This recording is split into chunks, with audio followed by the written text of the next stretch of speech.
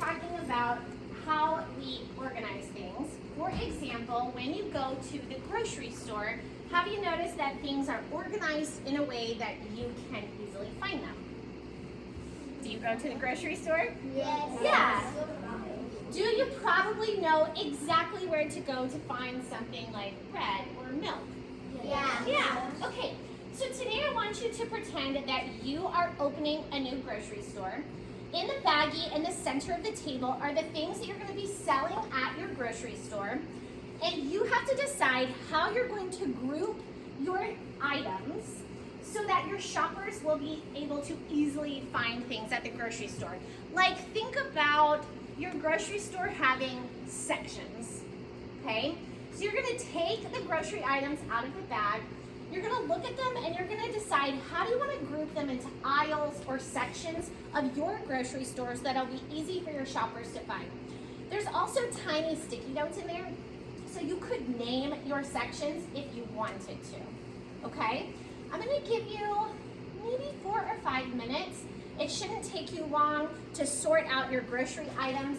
Make sure you're listening to your group members and you guys are having conversations about your sections and not one person is in charge of that. Also, there's a pile of books and supplies and that'll be for the end of our lesson, so you can just leave that to the side and then work on your grocery items. Okay, you may start and I am starting a timer.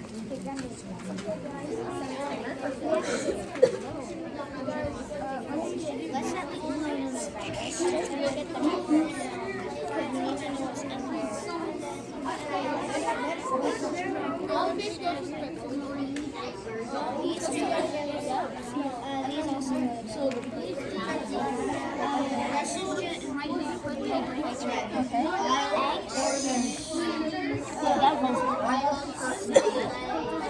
and that's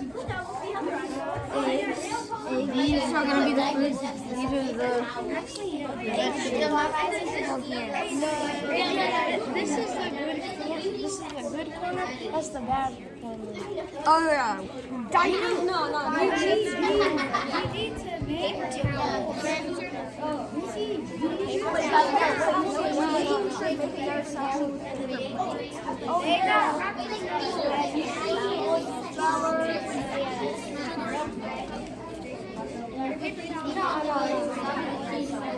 vitamins, chicken,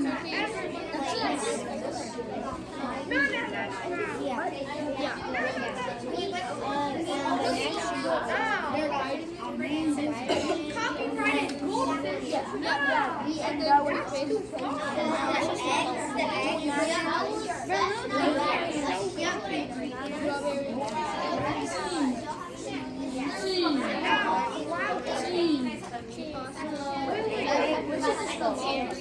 That's the bad. Oh, it's the meat.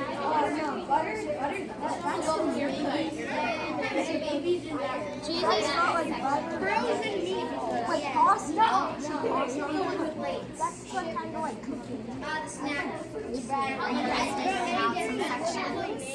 What is this one going to be? Snacks? Snacks. What is that one going to be? No.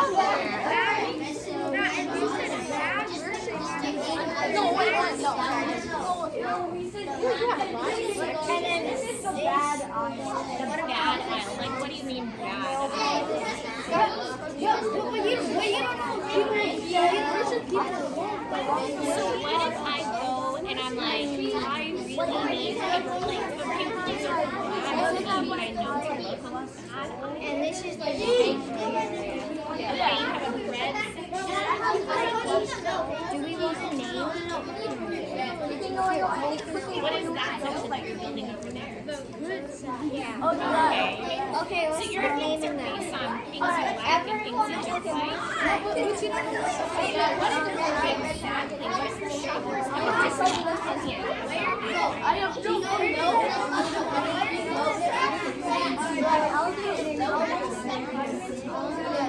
Alright. Pile there with the cheese.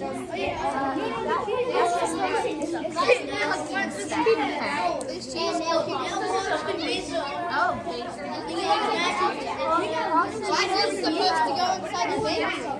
you say?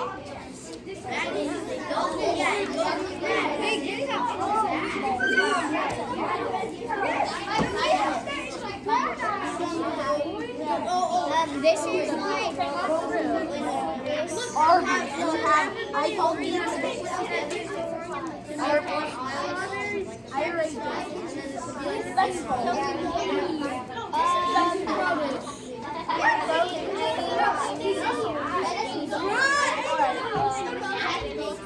Arby's. Should I write Arby's?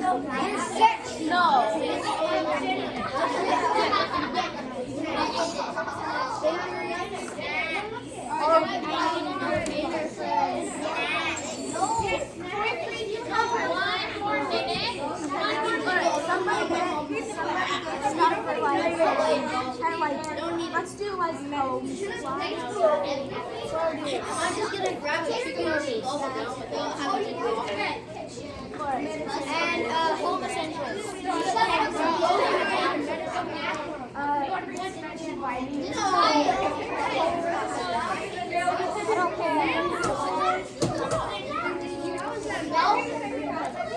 But I can do this or not, so I can say We got I don't know. I don't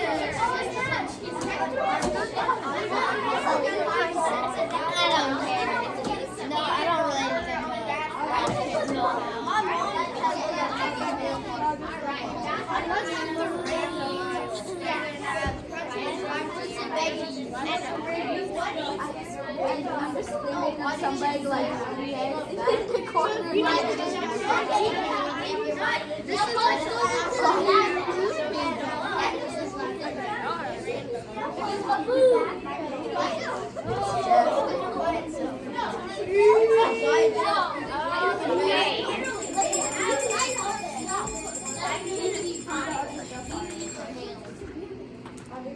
Okay, fourth grade, even if you're not completely done, let's chat about how you were able to sort your groceries.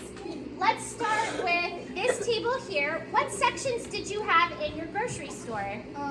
So we have snacks, meats, produce, Okay. bakery, cooking tools, home essentials, and healthcare. Home essentials and healthcare. I love it. I think your grocery store sounds quite fancy.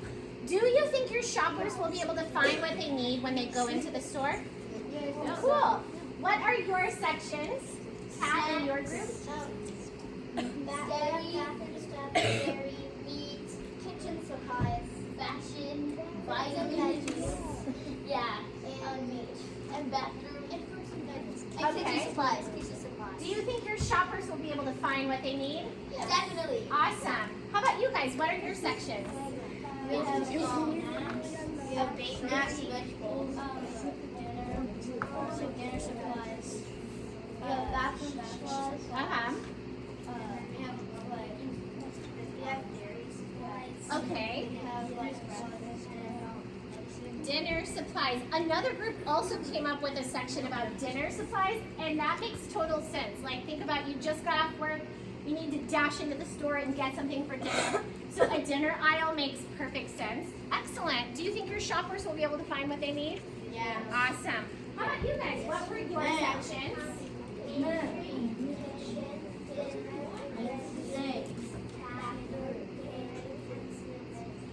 All right. Do you think your shoppers will be able to find what they need? Cool. I love the bread and sweet section. I think I would be visiting that section. How about you guys? What are your grocery sections? Fruits and veggies, snacks, useful stuff. All right. And you guys had an aisle, ingredients aisle, and they had things like flour and sugar and eggs, like some of your basic ingredients. That aisle makes total sense to me, especially if I want to bake or with Thanksgiving coming up. Okay, do you think your shoppers are going to be able to find what they need? Okay, how about you guys? We have the other stuff aisle. Okay, The other stuff aisle. healthy stuff, The vitamin aisle. vitamins, The sugar aisle. okay, sugar, The cheese aisle. okay, The goldfish. a whole aisle for goldfish. Okay. And a bread aisle. Okay. And the flour. Okay. Okay. All right. Do you think your shoppers are going to be able to find what they need? Yes. Okay. All right. Hey, fourth grade, did you all organize your stores exactly the same way? No. No, you all kind of sorted your same items in different ways.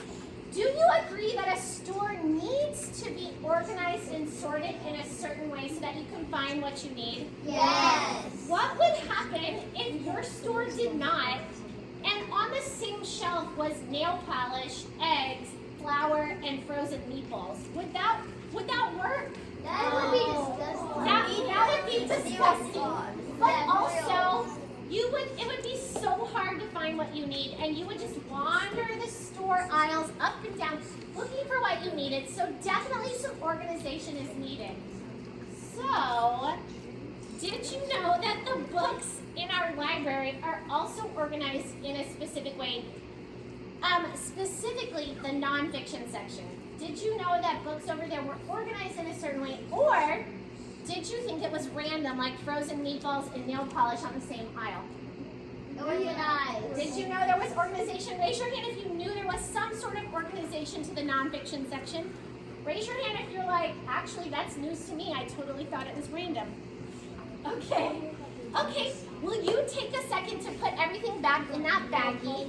It doesn't matter the order. You can just put it back in the baggie.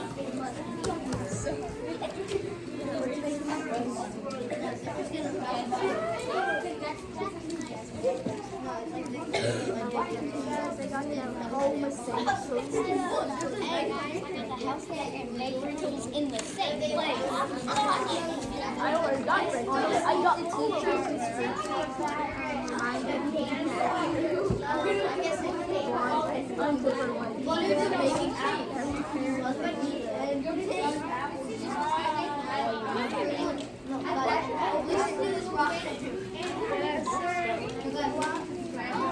That's liquid. Look, that's juice right there. Right there, the tissues are right there. All right.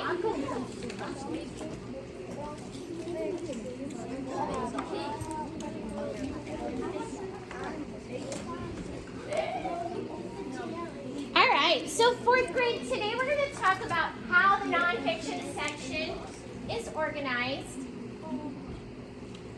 And we're going to be talking about the Dewey Decimal System because that's how the nonfiction section is organized so that we can find the books that we need. It's called the Dewey Decimal System because of this guy. His name is Melville Dewey. He was born in 1851 and died in 1930, and he was a librarian. And he created the system that we use today to organize the nonfiction section, and it's called the Dewey Decimal System, named after him. It has the word decimal in it because the numbers on the spines of the books can grow and grow and grow to have many numbers, including decimal points. And that gives specific information about what section of the library you're going to find it. So before Dewey came up with this system, imagine this. Books in the library were organized by how big they were and when they arrived at the library. So all of the tiny books would be together, and all of the medium books would be together, and all of the tall books would be together, and then they would be in order of how they arrived. And so if you were looking for a book on cheetahs, you would have to know, is that a big book, a small book, a tiny book? And it would be really hard to find what you needed. Now, the librarians knew where everything was. We didn't. Right, but people coming in to get books couldn't really use that system, so it wasn't user-friendly. And you would have to ask a librarian to help you find what you needed. So you would go up to a desk, you explain what you wanted, and a librarian would go and get the things that you needed instead of you being able to help yourself. But Dewey said we need a different system. Let's organize the books by subject. so that books that are about the same topics are grouped together. Put your hand on your head if you knew that that was kind of the system that was going on in the nonfiction section. That books were grouped together by subjects. Okay. This makes it easy to find the books that you need once you understand the system. And I'll admit, it can be a little bit complicated, but once it's explained and you're thinking about it, it makes a lot more sense. And if you're looking for a book about horses, and you use the catalog computers to figure out where on the shelf that is, guess what is going to be in that same area? Other books about horses, okay? All right, so there are 10 main subject areas plus one extra one in our library. These posters here are the same ones that are in the nonfiction section. Did you recognize them and notice them? Yes. Those big posters in the nonfiction section are showing you the 10 subject areas of the Dewey Decimal System. Plus we have biography, so we'll talk about that in a moment. All right, so what are the 10 main subject areas? Some of them seem a little vague, and there's a lot of things inside of that. So let's talk about what those are. All right, in the 000s, that's our general knowledge section. So there's going to be books about computer science and books about facts there. Okay, so like the Guinness Book of World Records, those types of books are in the 000s. Okay, in the 100 section is philosophy and psychology. What? Philosophy and psychology. Philosophy is about learning and psychology is about your feelings and behavior. So in that section, there's going to be ghost stories. All of those creepy, like Horror in Texas, those books are there. And there's books about feelings, like today I feel sad, today I feel happy, and books about behavior in that section. In the 200s are religious books, so learning about different faiths. If you wanted to learn about Christianity or Judaism or Buddhism, that is a section that you would go to. In the 300s, this is social sciences. So social meaning like our community. So there's books about the government, economics, law, education, all of the books about military, like a lot of you like to check out the Air Force and Navy books, those are in that section. And then, believe it or not, fairy tales and folk tales are also in the 300s. Okay? In the 400s, that's our language section. So there's books about foreign languages, and then there's also a lot of books about the English language, like nouns and adjectives and things like that. The 500 section is our biggest section. It covers so many shelves, and that's because this is our science section. But you guys, there are so many topics that fall within science. Space, rocks, plants, animals, dinosaurs, the earth. All of those topics are in the 500s. And so that's really our biggest section of our library.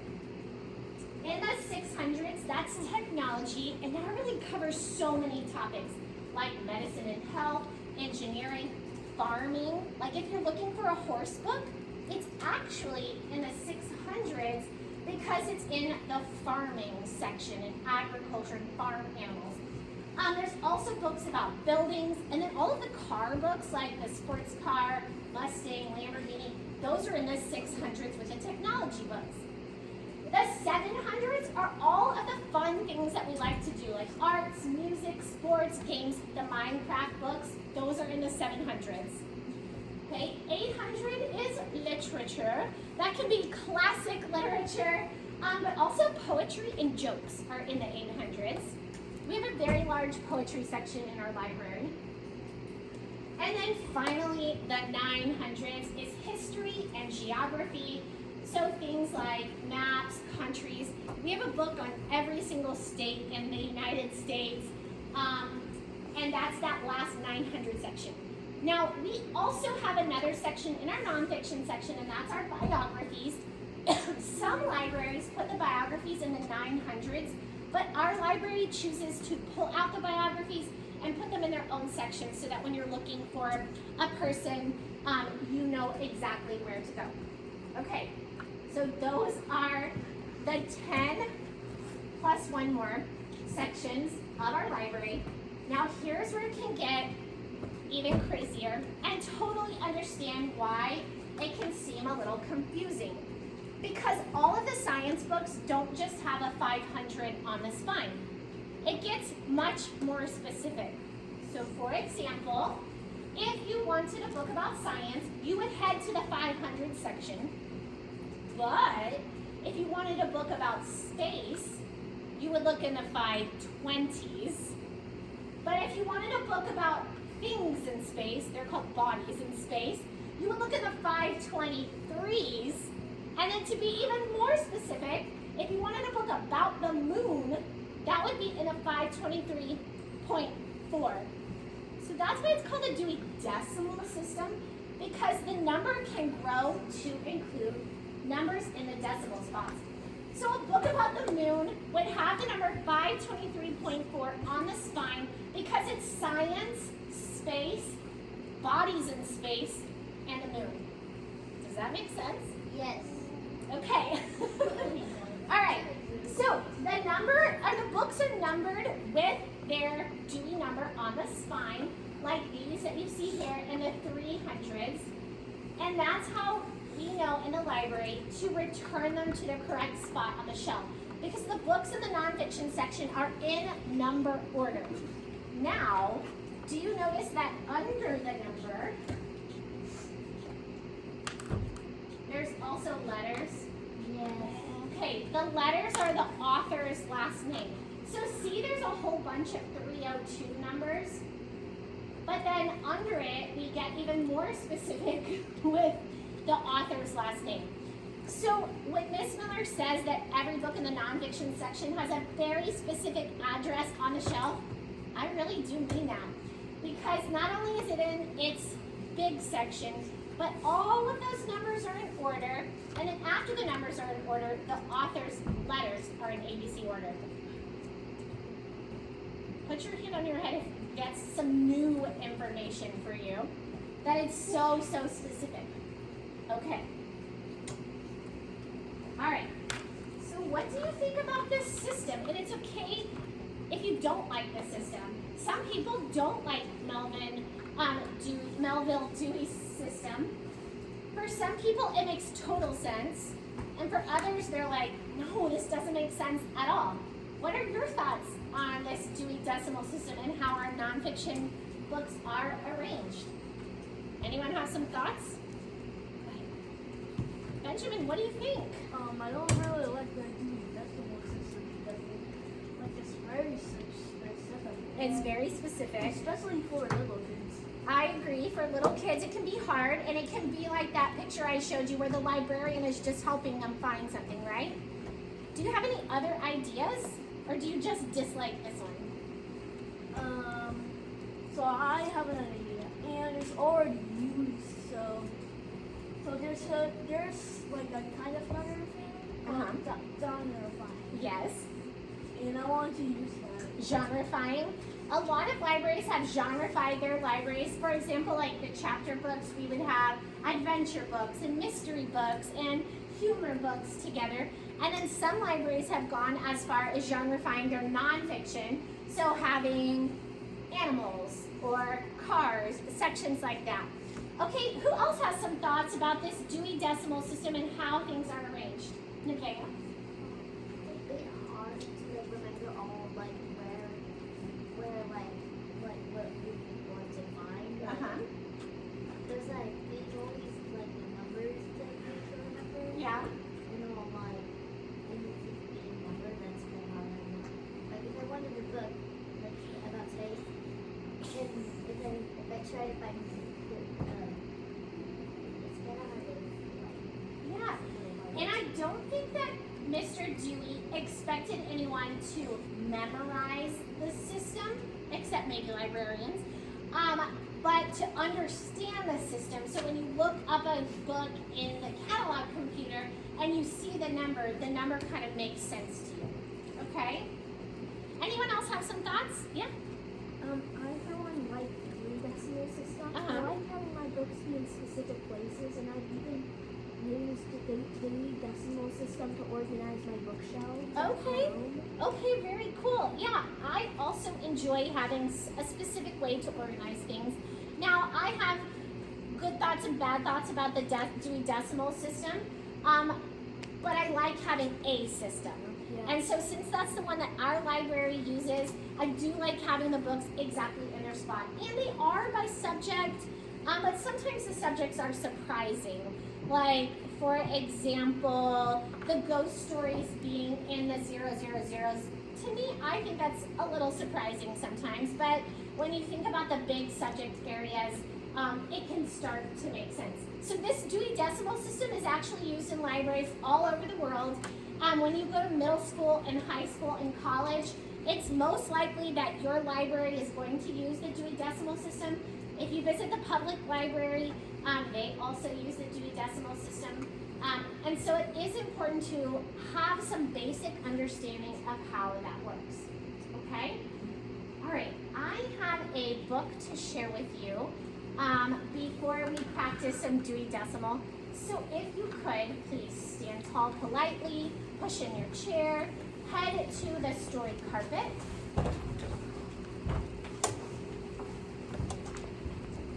Thank you. You guys are doing a fantastic job following directions and keeping your area tidy. What? Uh-huh. Oh, yes, for sure. For sure. Way more. All right, go ahead and have a seat. And like I shared, I'm just shifting this camera over for story time. And we'll just be careful of the tripod, okay, guys?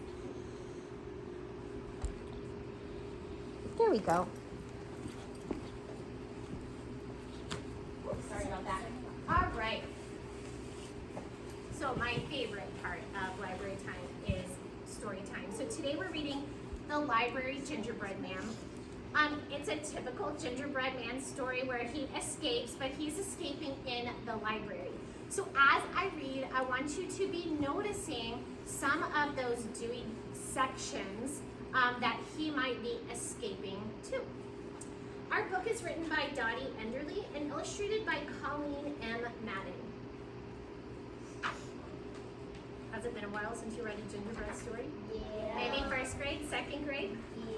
The Library Gingerbread Man. At the library, every book character has an address. The Gingerbread Man lives at number 398.2. That's in my 300s. Fairy tale and folk tales. But one day, when the librarian was placing him back on the shelf, the Gingerbread Man leapt out of the book and whoosh, he dashed away. Stop, stop, Gingerbread Man, the librarian cried. You belong here. But the Gingerbread Man just looked back and laughed. Run, run, as fast as you can. You can't catch me, I'm the Gingerbread Man. And off he went along the library shelves. As he passed a thesaurus at 423.1, someone shouted, Stop, Gingerbread Man, stop! Cease, halt, freeze, stay. But the Gingerbread Man didn't stop, cease, halt, freeze, or stay. He raced on by. Run, run as fast as you can. You can't catch me, I'm the Gingerbread Man. I ran away from the librarian, and I can run away from you, too. And the Gingerbread Man sailed on. Do you guys remember what a thesaurus is? No.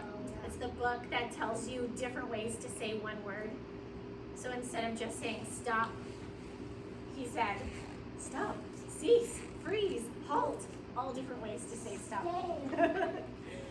At 599.638, a giraffe poked his head out of a book.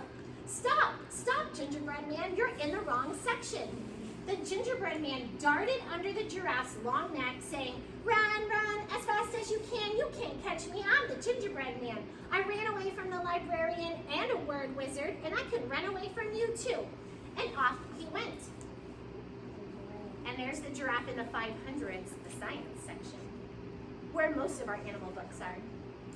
Then he came to 629.892, and a cranking, grinding robot droned, "Stop, stop, you are misplaced."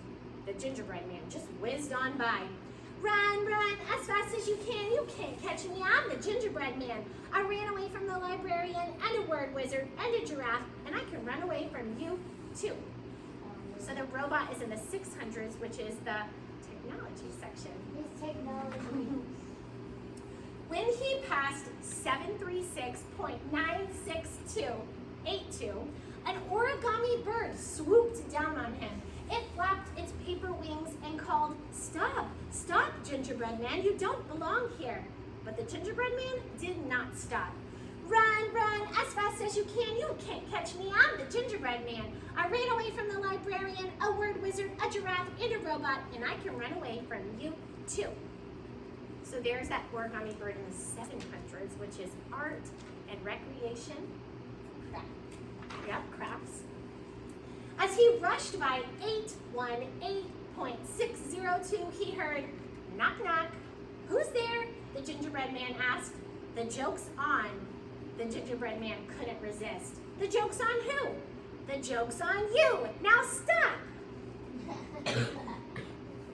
800 is literature, and jokes are in there. But the gingerbread man wasn't joking around. "Run, run, as fast as you can. You can't catch me. I'm the gingerbread man. I ran away from the librarian, a word wizard, a giraffe, a robot, and a paper bird, and I can run away from you too." He's chubby. He is chubby, isn't he? The gingerbread man ran into a crowd at 9:20, the biography section. Abraham Lincoln, Harriet Tubman, and Amelia Earhart tried to stop him. "Stop, stop, gingerbread man, you're a long way from home." So some libraries keep their biographies in the 920s. We have our own biography section. It's an astronaut. Yeah. Maybe it's Neil Armstrong. The gingerbread man sped around them. "Run, run, as fast as you can. You can't catch me. I'm the gingerbread man. I ran away from the librarian, a word wizard, a giraffe, a robot, a paper bird, and a jokester. And I can run away from you too." Even Jesse Owens, a record-breaking Olympic runner, couldn't keep up. Oh, that's insane. He's a quick little cookie, isn't he? I would just eat him if I was him. The gingerbread man soon came to the end of the shelves. He looked back to see the crowd closing in on him. They had been joined by a space alien from 001.942, a philosopher from 180, and a cyclops from 292.1. Is that a dead end right there? Looks like he's closing in. Oh, were you expecting a coyote or a wolf? Yes. The gingerbread man looked down at the floor far, far below. If he jumped, he might break an arm or a leg or crack into crumbly pieces. Just then, a fluffy white Arctic fox came slinking out of a book at 998. "Looks like you're trapped," Fox said. "I need to get to the ground," the gingerbread man told him. Fox inched closer. "I'm quick and light on my feet. Get up on my back and we'll jump together." He's gonna eat him. I don't trust that one. Think the fox is gonna eat him? Yes. Is that normally how this ends? Yes. Let's see. The gingerbread man wasn't sure he could trust the fox, but time was running out. He climbed onto the fox's back. "Wait," said Fox. "You should climb even higher. Climb onto my head instead." The gingerbread man didn't like being that close to Fox's mouth, but he didn't have time to argue. Good choice? Bad choice? Bad choice. Eat it. Needed him to go back to home. Renata just noticed that right here on the shelf is a book that's called Animals That Eat Cookies. I think he's gonna eat him. Approved. With a mighty leap, Fox sprang off the shelf, threw back his head, and sent the gingerbread man sailing high into the air. As the gingerbread man came down, he saw the fox waiting with his mouth wide open. I knew it. Then Gingerbread Man dropped closer and closer and closer and snap! The clever librarian closed him back into his book. It is particularly hard to outsmart a librarian. I don't think we can outsmart him. There you go, she said, placing him back in his own spot at 398.2. And there he stayed, waiting to be checked out by the eager readers in the library. He's gonna try to escape again.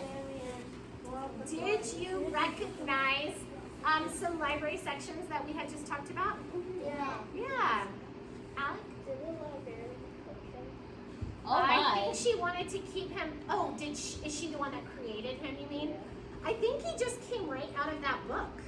Because the whole story had characters sneaking out of their books. What if that happens while we're not here in the evenings? How did they return their books? Okay, so we are going to do some practice. At the tables is a stack of books, and each book belongs to one of the 10 sections in our library. And then also there are gingerbread men holding up signs for each section. So what you and your table are going to try to do is match up the book with the section that you think it belongs to. Now, if you thought, well, this will be easy, Miss Miller, I'll just look at the spine. I have covered up the Dewey Decimal number on the spine. So no trying to peek at that. Really look at the title of the book and think about what section it might be in. And then you can lay out your books with the gingerbread symbols on top, showing me. There's also a recording page. So on the recording page, you'll write the title of the book for each section. How about we head back to the same table, same chair, and then we'll make sure that you understand those directions.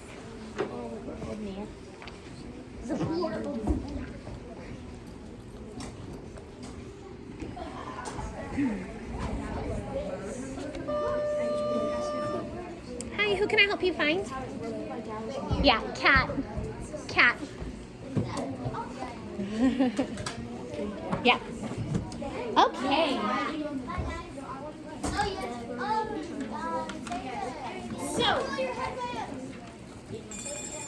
real quick, here is the recording page, and here are the gingerbread signs for each book.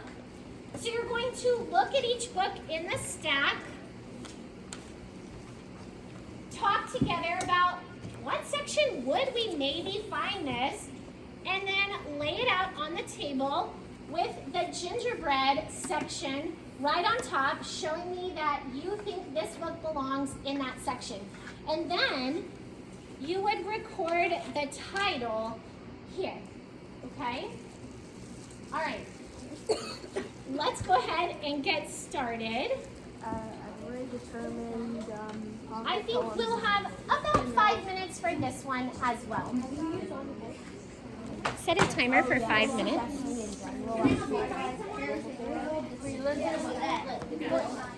How families practice. Is this even a hard one? How families practice? Are we just reading nature?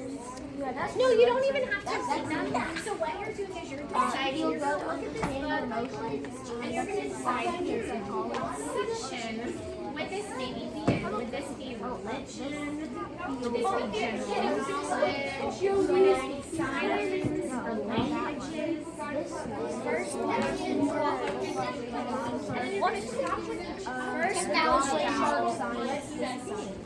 This is languages. This is technology. I think this is actually great. Yeah,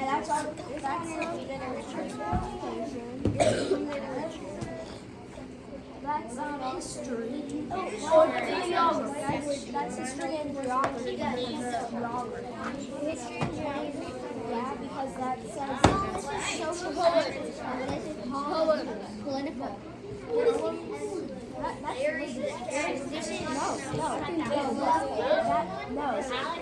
Geography is like math. Okay, then there's Oh my god. That's pretty long. Social. Oh. And then this is what it is. 1,500. That sounds good. Oh my gosh, I remember this. Language. Zero is Zero.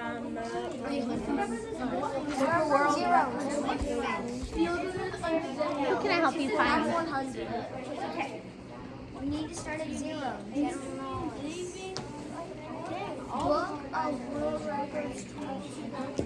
I think this one. 700. This one is These college. What do you think? I might have to do somewhere or if you have other ones that you're pretty sure, like, definitely. And then where's 100? Right? Where's 100? Oh, right there. Let's say. We have 700. No, I don't think because that's psychology, emotions, and psychology. I think it's psychology. So I can definitely see how this could fit into multiple sections, but for this activity, I did give you one book per section. Yeah. So is that poems? Yeah. Poems are definitely in literature. Yeah. This one is a fact book. Has like a whole bunch of facts. This is kind of like a Guinness Book of World Records book. It's like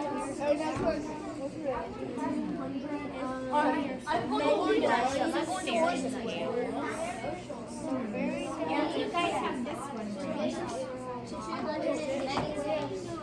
No, I don't know. Languages, excellent. Let's see, where's 300? 300. Where animals? Section, what section is animals into?